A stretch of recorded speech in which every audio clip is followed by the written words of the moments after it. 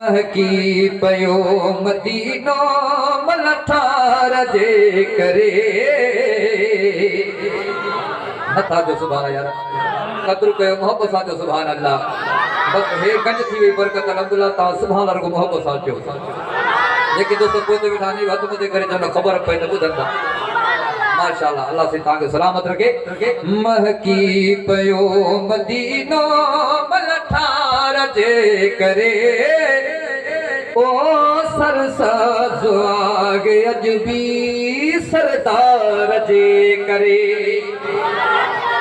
हाँ सरसाज आगे अजबी सरदार जे करे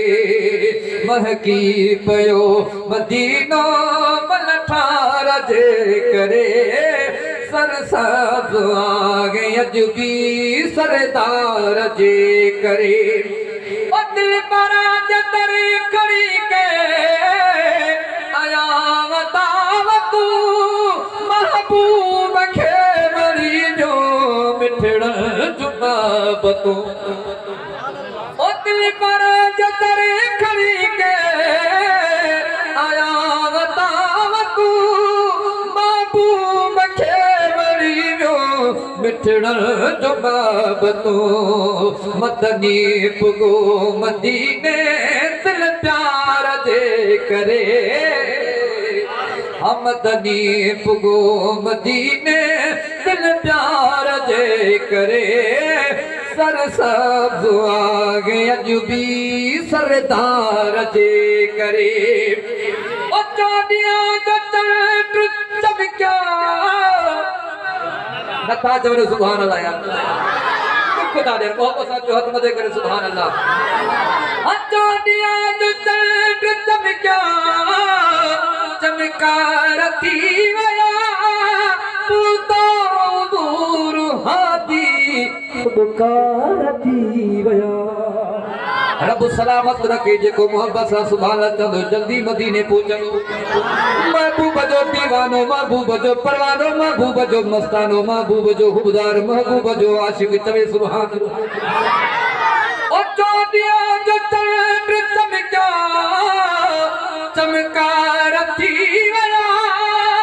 तू तो दूर हादी हुबकार थी वया धरती सधो पिजी वई दिलदार जे करे नारे तकबीर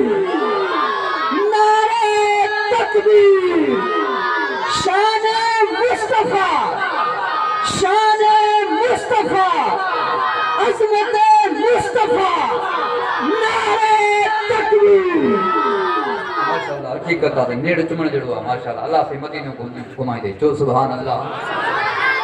ओ चौड़िया जो चले चमक्या चमकार थी वया तू तो दूर हादी हुबकार थी वया धरती सधो पिजी वई दिलदार जे करे सरसब्ज आगे अजबी सरदार जे करे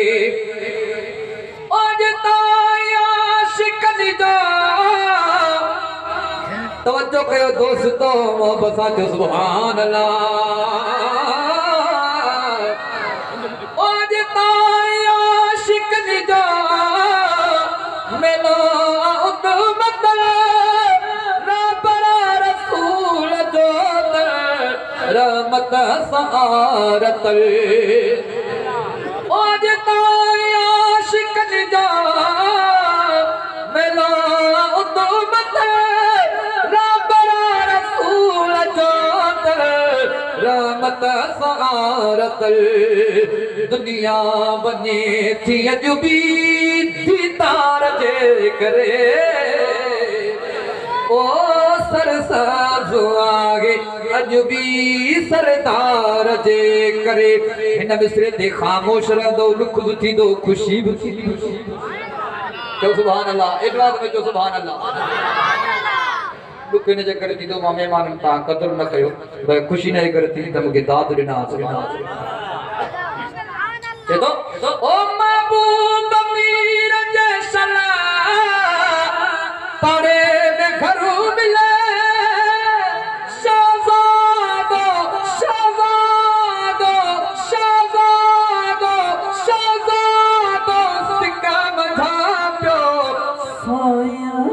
दर्द से मोहब्बत साचो सुभान अल्लाह ओ महबूब मीर जे सना पड़े न घरो मिले